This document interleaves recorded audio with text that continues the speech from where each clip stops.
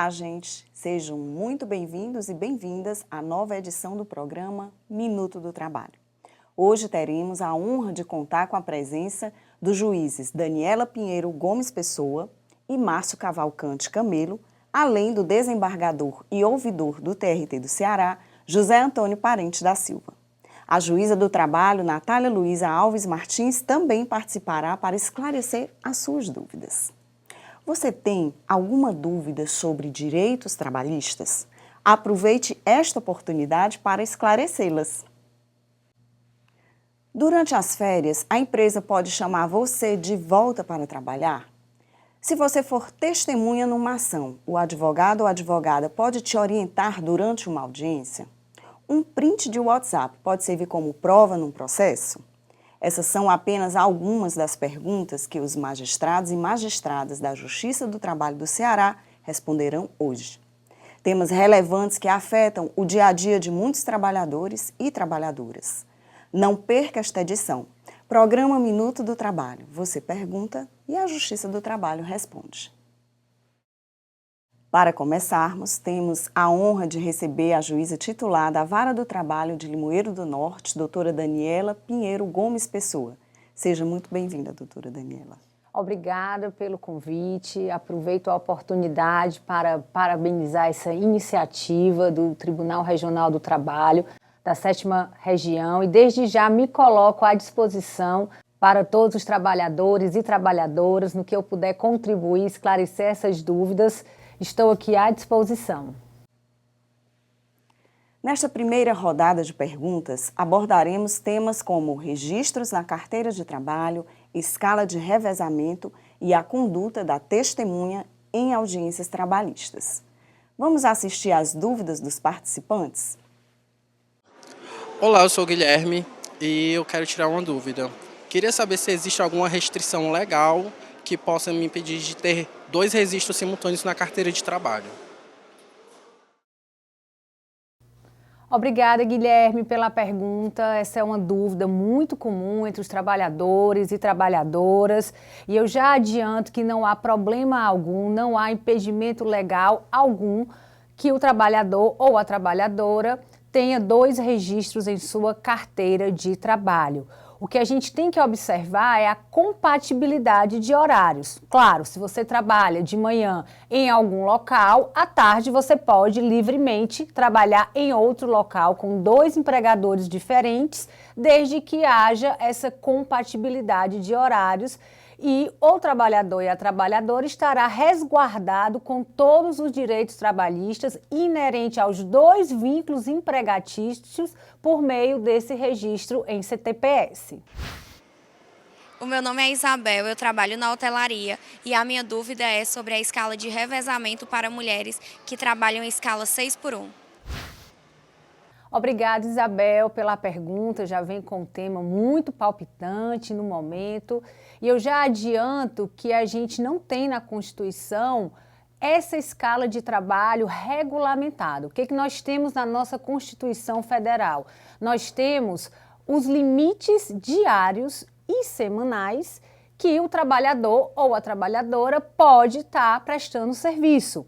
A gente tem um limite fixado de 8 horas por dia e 44 horas semanais, o que implica numa escala de 6 dias de trabalho para um dia de descanso, observando que no sábado, que seria o 6º dia de trabalho, somente podem ser prestadas 4 horas de trabalho. Também não existe nenhuma peculiaridade nesses limites constitucionais de jornada para as mulheres. Aplica-se igualmente os limites constitucionais, tanto para homens como para mulheres. De forma que, se a gente pegar a quantidade de horas trabalhadas na semana e os dias em que se pode trabalhar, a gente tem que observar que completou as 44 horas na semana, distribuídos entre os dias da semana.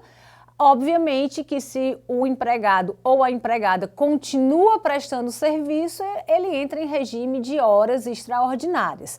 Então, em relação a essa escala 6x1, não é uma escala com previsão constitucional. A gente adequa os limites de jornada constitucionais para chegar a essa conclusão de que é possível uma escala 6x1. Olá, meu nome é Sara, eu vou ser testemunha numa audiência e eu gostaria de saber se meu advogado pode ficar me orientando durante a audiência.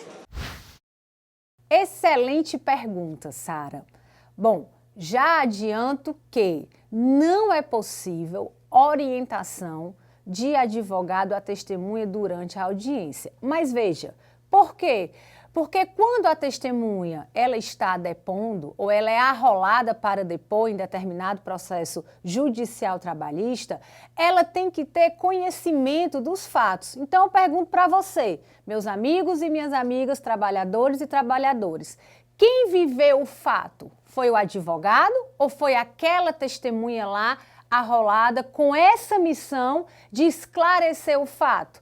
Quem viveu o fato foi a testemunha. Então, por óbvio, somente esta pode esclarecer circunstâncias acerca desse fato. Como o advogado vai ter condição de orientar a testemunha se ele não vivenciou o fato?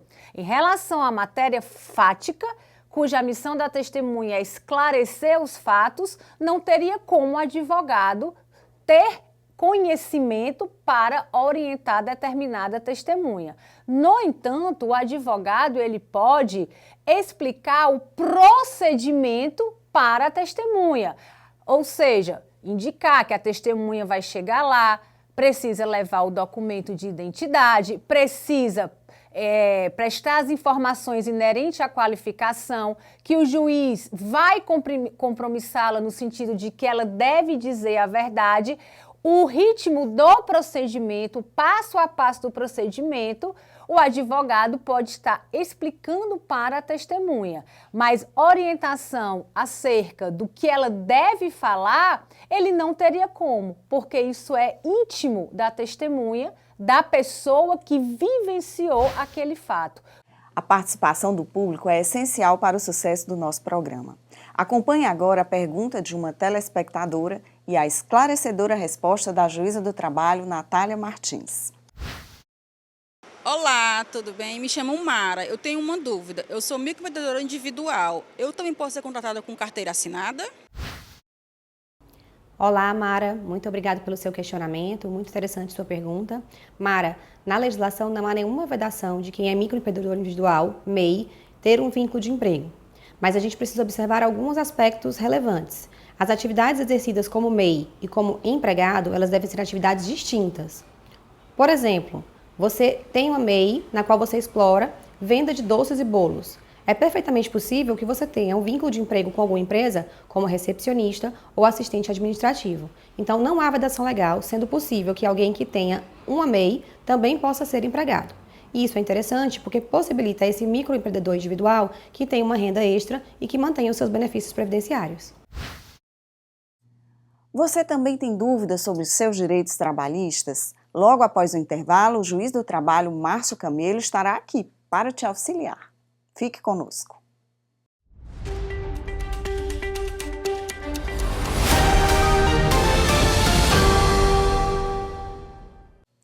Neste segundo bloco do programa Minuto do Trabalho, abordaremos temas da rotina dos trabalhadores, aviso prévio, termo de rescisão e o uso de fardamento. Para nos auxiliar nessa discussão, convidamos o juiz do trabalho, Márcio Cavalcante Camelo. Seja muito bem-vindo, doutor Márcio. Obrigado, Jamília. Eu agradeço muito o convite. É um prazer e uma honra estar aqui. Agora vamos conferir as dúvidas enviadas pelos telespectadores e, na sequência, as respostas do juiz Márcio Camelo. Oi, meu nome é Renan, eu trabalho como motoqueiro. Trabalhei 6 meses na empresa e no final de contas mandaram assinar um termo. Eu fui demitido, eles me demitiram e colocaram eu para assinar esse termo de rescisão. Sem saber, eu assinei. Aí no caso aí, quais são meus direitos? Olá, Renan. Eu agradeço a pergunta. No seu caso, é preciso analisar o caso específico para saber quais direitos o senhor teria, né? Mas, em regra, você vai ter direito ao aviso prévio indenizado, o 13º salário proporcional, férias proporcionais com 1/3, o saldo de salário e o FGTS com 40%, a indenização. A empresa também deve entregar as guias para saque do FGTS e para habilitação ao programa de seguro-desemprego. Com relação ao saque do FGTS, você vai ter direito a sacar os valores, salvo se tiver feito a opção do saque aniversário, que vai poder sacar a indenização de 40% e o restante vai seguir as regras do saque aniversário. Com relação ao seguro-desemprego, o Ministério do Trabalho e Emprego vai analisar se eu tenho os requisitos ou não para receber, e a empresa tem 10 dias para fornecer os documentos rescisórios e pagar as verbas rescisórias sob pena de multa. Apenas atenção com relação à assinatura do TRCT, porque quando o senhor assina o TRCT, está dando quitação, está dizendo que recebeu os valores que estão lá descritos, e está dando quitação com relação aos valores descritos nas parcelas, dizendo que recebeu o valor líquido. Então, são esses os direitos que o senhor tem ao ser dispensado sem justa causa por iniciativa do empregador. Olá, me chamo Ana Cecília, sou advogada. Estou aqui para confirmar o entendimento dos magistrados TRT7 sobre um assunto. Imaginemos a situação. Uma empresa dispensou, deu aviso prévio, concedeu aos trabalhadores porque achava que ia perder o contrato. Acontece que ela decidiu reconsiderar o aviso concedido. Esse empregado, ele é obrigado ou não a concordar com essa reconsideração do ato do aviso prévio. Olá, doutora Ana Cecília, muito obrigado pela pergunta. Como você bem destacou, é possível o empregador reconsiderar o aviso prévio, porque o término do trabalho só ocorre com o fim do prazo do aviso prévio, né? Só que é faculdade do empregado o aceite ou não desta reconsideração. O empregado ele pode aceitar de forma expressa, caso em que o empregador e o empregado assinam algum documento e com a reconsideração do aviso prévio e a permanência no trabalho, ou pode ser de forma tácita, quando após o término do aviso prévio, o empregado continua prestando serviços e a empresa continua aceitando a prestação de serviços. Então, neste caso, o aviso prévio é como se não tivesse sido dado e o contrato ele permanece. Olá, sou Socorro Alencar, trabalho na hotelaria e tenho uma dúvida quanto ao fardamento que o funcionário recebe. Ele, caso danifique esse fardamento, ele é obrigado a pagar? Olá, Socorro, excelente pergunta, acredito que seja a dúvida de muitos trabalhadores e empregadores. Com relação ao uniforme, é preciso inicialmente verificar se há uma pactuação específica no contrato de trabalho, algum regulamento empresarial ou uma norma coletiva da sua categoria que trate sobre o tema. No caso contrário, nós utilizamos o artigo 462 da CLT, que fala sobre os descontos sobre o salário, sobre a remuneração do empregado. Neste caso, se houver dolo, ou seja, a intenção de danificar o uniforme, o fardamento, é possível que a empresa realize esse desconto. No caso de haver culpa, ou seja, uma conduta com negligência, imprudência ou imperícia, quando o trabalhador ele não tem a intenção de danificar, mas danifica o uniforme, neste caso específico, para que seja possível a empresa realizar o desconto, é preciso que haja um acordo entre as partes. Geralmente está no contrato de trabalho ou em algum documento, recibo de fardamento, algum documento específico, em que as partes acordam o desconto, a possibilidade do desconto, inclusive em conduta culposa. Mas a regra é que a concessão do uniforme, a empresa pode exigir o uniforme, mas a concessão dela, do uniforme, é ônus da empresa. E a troca periódica decorrente de desgastes naturais, de uso regular, também é ônus da empresa. E para complementar outras informações, a juíza do trabalho, Natália Martins, responderá mais uma pergunta. Vamos assistir? Meu nome é Rafael Salles, sou advogado trabalhista e gostaria de tirar uma dúvida a respeito da prova digital. Um print de WhatsApp, quando ele é juntado no processo, se a outra parte impugnar, como é que essa prova é considerada válida ou não? Quais são os requisitos que são utilizados para o juiz decidir se essa prova é aplicável ou não no processo de trabalho? Oi, Rafael. Muito obrigado pela sua pergunta, muito interessante, especialmente diante da nossa sociedade atual, hiperconectada, o que tem ocasionado diversas modificações, inclusive na forma de produção e análise das provas, o que atualmente no processo chamamos de produção de provas digitais. No exemplo que você nos trouxe, com relação a provas de WhatsApp, por meio de print de telas, é muito importante que o advogado e a parte fiquem atentos à apresentação dessa prova. O juiz vai analisar aspectos legais e técnicos relacionados com a produção dessa prova, observando 3 principais elementos, relacionados com a identificação dos interlocutores, com a integridade da prova e com a regularidade dessa prova. Então, é imprescindível que no momento em que a prova for produzida, esteja claro a quem aquela mensagem foi destinada, quem são os seus interlocutores, como, por exemplo, indicando o número pela qual as mensagens foram trocadas. É importante que seja observada também a integridade da prova, que não houve nenhum tipo de manipulação ou fraude. E isso poderá ser feito, por exemplo, por meio da apresentação integral do diálogo, e não apenas recortes das mensagens conforme o interesse das partes. E a gente também precisa ficar atento à regularidade dessa prova. Essa prova, ela precisa ser obtida por meio lícito. Então, um dos interlocutores tem que ter feito parte daquela mensagem para que ela possa realmente ser considerada como uma prova lícita, para que seja aceita como prova no processo do trabalho.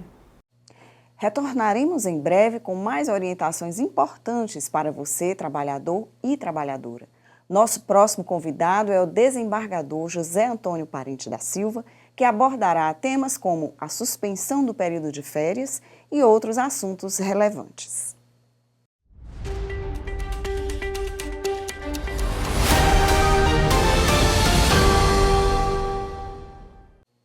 Chegamos ao terceiro e último bloco do programa Minuto do Trabalho. Para encerrarmos, recebemos em nosso estúdio o desembargador e ouvidor do TRT do Ceará, José Antônio Parente da Silva. Seja muito bem-vindo, doutor Parente. Obrigado, estamos aqui para, na medida do possível, tirar as dúvidas que existam na esfera do trabalho. Com a vasta experiência do doutor Parente, abordaremos assuntos importantes do mundo do trabalho. Temos certeza que as explicações do desembargador serão de grande valia para todos os trabalhadores e trabalhadoras. Vamos ouvir as perguntas dos participantes? Olá, sou Ana Lúcia Tavares, advogada atuante na Justiça do Trabalho há 27 anos. Sou diretora social da ATRACE, Associação dos Advogados Trabalhistas do Estado do Ceará. E gostaria de saber se o Tribunal TRT7 do Estado do Ceará tem algum programa implementado voltado para a prevenção do assédio moral. Bem, Ana Lúcia, nós temos, é um motivo de preocupação hoje em dia nas instituições, não deixar acontecer assédio moral, assédio sexual, discriminação também incluída, e o tribunal tem feito algumas ações, constituiu comitês no primeiro grau, no segundo grau, tem à disposição também desse assunto a ouvidoria geral do tribunal aqui também. Eu, na condição de ouvidor, já tenho me deparado com casos assim, inclusive durante as eleições, em denúncias de assédio eleitoral, nós tomamos algumas providências. Quando não conseguimos mediar uma conciliação, nós enviamos aos órgãos competentes para tal. Meu nome é Fagner, estou de férias em Fortaleza e minha dúvida é sobre férias do trabalho. Gostaria de saber se o funcionário, estando de férias, ele é obrigado a voltar, retornar de férias, caso o empregador solicite isso a qualquer momento, uma vez que a férias já foi dada para ele. Em absoluto, Fagner. As férias é um direito sagrado do empregado. A gente sabe que a empresa tem o poder de conferir o período na época que ela quiser. Porém, quando ela conceder o período, ela não pode interromper. E temos decisões no sentido de que, se interromper por 3 dias, pode ser considerado todo o período a ser pago, ou então aqueles 3 dias serem considerados como salário em dobro. E tem também jurisprudência no sentido de dizer que esses 3 dias podem ser considerados hora extra. Tem predominado, eu já vi na jurisprudência, de que é desfeito o período de férias e é pago todo ele como se não tivesse havido a concessão das férias. Olá, eu sou Patrícia Maia, advogada trabalhista, vice-presidente da ATRACE, E trago hoje uma pergunta que está repercutindo no mundo do trabalho, que é exatamente a respeito da PEC, da deputada federal Érica, que determina o fim da escala 6x1. Eu gostaria que Vossa Excelência explicasse melhor qual a repercussão que essa medida traria, né, que essa nova lei traria, caso seja aprovada, para a Justiça do Trabalho. Bem, certamente, como é um assunto novo, Patrícia, vai ter muita controvérsia, né? Vamos ter que discutir a questão do banco de horas, sobre o pagamento do trabalho noturno. Deve haver, certamente, mudança nos contratos existentes, vigentes. Então, essas questões todas podem redundar num litígio judicial. Esse é um impacto que é natural, não tem como evitar. Agora, entrando no mérito dessa questão, acho que vai trazer muitos benefícios para a classe trabalhadora e até para o empresariado. Nós vamos ter um aquecimento do mercado de trabalho, criação de milhões de empregos, sem falar na diminuição do número de pessoas que adoecem em virtude dessa jornada atual. Creio que vamos ter menos estresse, menos doença física e mental, menos burnout, que é a doença do esgotamento pelo trabalho, que todos nós sabemos que não é só trabalhar naquela jornada, é o transporte para chegar ao trabalho que também esgota as pessoas. Então, nós acreditamos que isso é bem-vinda essa alteração na lei, e é o que nós estamos assistindo no mundo inteiro. O mundo inteiro está reduzindo a jornada de trabalho. E a experiência é que não traz desemprego e traz mais benefícios do que prejuízo. Mais uma vez, um telespectador envia sua dúvida e a juíza Natália Martins oferece uma resposta clara e objetiva. Olá, meu nome é João Pedro. Doutor, a minha dúvida é referente a um ex-egresso do sistema prisional, onde usa a tornozeleira, deixa o currículo e é empregado pelas empresas, porém os contratantes ter ciência referente à tornozeleira, haver uma discriminação onde há o desligamento sem nenhum tipo de informação e muitas das vezes com pequenas desculpas como redução de quadro de funcionário, que é o mais o que eles mais falam referente a isso. Oi, João Pedro. Excelente pergunta, porque a sua pergunta destaca a importância da Justiça do Trabalho. A Justiça do Trabalho existe hoje para garantir a todos os trabalhadores os seus direitos, independente de ele ser ou não um ex-apenado. E a Constituição Federal, ela proíbe todo e qualquer tipo de discriminação. Então, se na hipótese que você está nos questionando, esse trabalhador foi dispensado simplesmente porque é um ex-apenado, nós estaríamos diante de uma discriminação, o que é vedado por lei.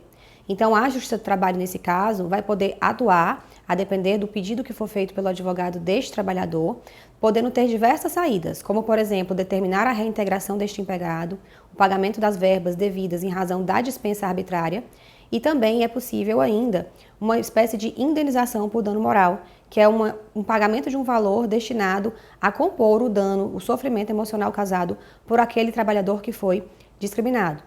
João Pedro, é importante destacar que o trabalho é um dos aspectos essenciais na reinserção dos ex-apenados na sociedade. Então, é de extrema importância que haja o respeito e a garantia de todos os direitos desses trabalhadores. Chegamos ao final de mais uma edição do programa Minuto do Trabalho. Agradecemos imensamente a presença do desembargador José Antônio Parente da Silva, assim como dos outros magistrados que participaram dessa edição. Suas contribuições foram fundamentais para enriquecer o nosso programa. Doutor Parente, já que o senhor foi um dos idealizadores do programa Minuto do Trabalho, o senhor poderia fazer algumas considerações finais, uma retrospectiva das edições? Bem, antes de tudo agradecer o apoio da administração a esse programa, que colocou sob a coordenação da Ouvidoria Geral, agradecer aos magistrados e magistradas que participaram, né? Logo que solicitados, não mediram esforços para responderem as perguntas, tirar as dúvidas da população. Agradecer a vocês, né, que estão fazendo aqui o programa, né, a muitas mãos e com bastante competência. Eu quero dizer que fico muito feliz por estarmos na 9ª edição já, quer dizer, já se provou esse programa que ele é muito útil, ele é necessário e ainda digo mais, é artigo de primeira necessidade para aquelas pessoas que precisam das informações trabalhistas que às vezes sem as quais ele não consegue ter direitos. Eu acho que esse programa aqui consegue facultar direitos, o direito a ter direitos através desse programa, através das informações desse programa.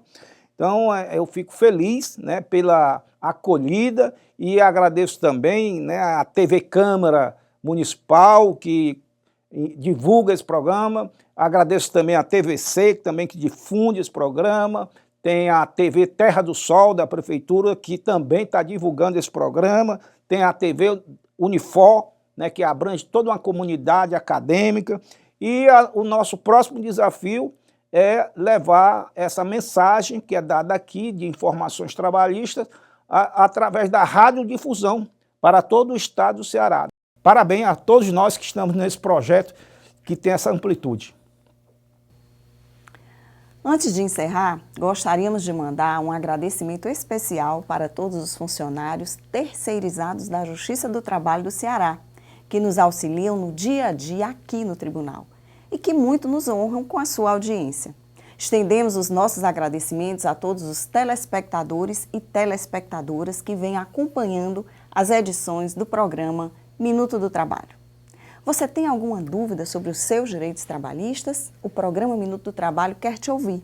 Grave um vídeo na horizontal e envie para o WhatsApp 85-91856619 ou para o e-mail comunicação@trt7.jus.br sem cedilha. A sua pergunta pode ser respondida no próximo programa. Participe! Você pergunta e a Justiça do Trabalho responde.